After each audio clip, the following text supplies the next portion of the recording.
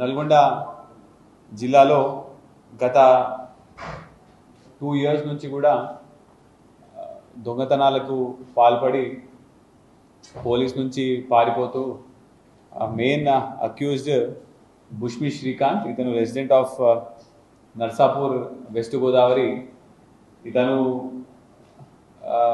ఎక్కడ కూడా ఇతనికి నివాసం అంటూ ఉండదు, ఎటువంటి ఫోన్లు ఫ్రెండ్స్ ఇట్లాంటివి కూడా ఏమి ఉండవు ఇతనికి. ఇతను ఒక ఏరియాలో ఇల్లు రెంట్కి తీసుకొని ఒక 10 రోజులు ఆ ఇంట్లో ఉండి మళ్ళీ అక్కడ 2-3 దొంగతనాలు చేసి మళ్ళీ ఇల్లు ఖాళీ చేసి వేరే చోటికి వెళ్ళిపోతాడు. సో ఆ విధంగా ఇతను నల్గొండ జిల్లాలో గత 2 సంవత్సరాల నుంచి కూడా 8 ప్రాపర్టీ అఫెన్స్లు అంటే దొంగతనాలు, HB by day, HB by night.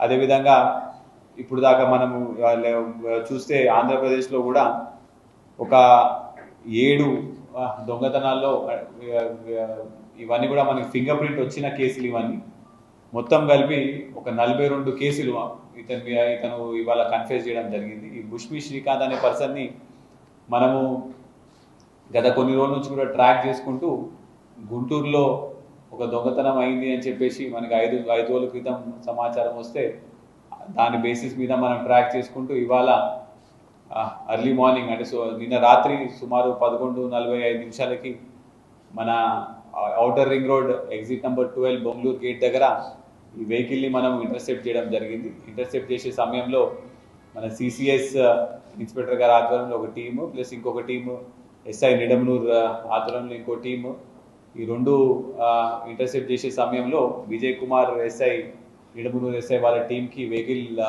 మనం కనిపించగానే వెంటనే ఆ వెహికల్ని ఆపే సమయంలో ఆ వెహికల్ ఆగిన తర్వాత ఒక 2 మనుషులు డ్రైవర్ సైడ్ వెళ్ళి ఆ డ్రైవర్ సైడ్ని చెక్ చేయగా ఇంకో 2 ఇటు పక్కన ప్యాసింజర్ సీట్లో చెక్ చేయగా ఈ బుష్మి శ్రీకాంత్ అనే పర్సన్ ఆ డ్రైవర్ ఏదో గొడవ చేస్తుందని చెప్పేసి 3వ పర్సన్ కూడా వెళ్ళగానే బుష్మి శ్రీకాంత్ డోర్ తీయగానే ఒక రాడ్తో మన హెడ్ కానిస్టేబుల్ విష్ణుని నెత్తి మీద కొట్టడం జరిగింది. అది జస్ట్లో మిస్ అయ్యి అతనికి కొంచెం బ్లీడింగ్ ఇంజురీ అయింది. అతను పక్కకు జరిగేసి మళ్ళీ ఇతన్ని కంట్రోల్ చేసే క్రమంలో కూడా అతను కంట్రోల్ కాక ఒక 3 రౌండ్లు పిస్టల్తో గాలిలో కాల్చడం జరిగింది. అప్పటికైనా కంట్రోల్ కాకపోయేసరికి అతనికి ఎడమ కాలు మీద జస్ట్ నీ పైన ఒక 1 ఇంచ్ పైన ఒక రౌండ్ సెల్ఫ్ డిఫెన్స్ కింద ఒక రౌండ్ కాల్చడం జరిగింది. అది ఎంట్రీ ఇంకా ఎగ్జిట్ వూడ్ బయటకు వచ్చింది. అది ఓన్లీ ఫ్లెష్ వూండ్ అయింది. దీనికి సంబంధించి ఈ బుష్మి శ్రీకాంత్ అటెంప్ట్ చేసిన దాని మీద మనం ఇవాళ ఆదిపట్లలో కూడా 307 కేసు ఒకటి బుష్మి శ్రీకాంత్ మీద రిజిస్టర్ అవ్వడం జరిగింది. అతను ఎమ్మటే వనస్థలిపురం గవర్నమెంట్ హాస్పిటల్లో ట్రీట్మెంట్ చేయించుకొని మన హెడ్ కానిస్టేబుల్కి కూడా ట్రీట్మెంట్ చేయించుకొని ఇవాళ నల్గొండకి తీసుకొని రావడం జరిగింది. ఇప్పుడు ఇవాళ అతన్ని మనం జ్యుడిషియల్ రిమాండ్కి పంపిస్తున్నాం.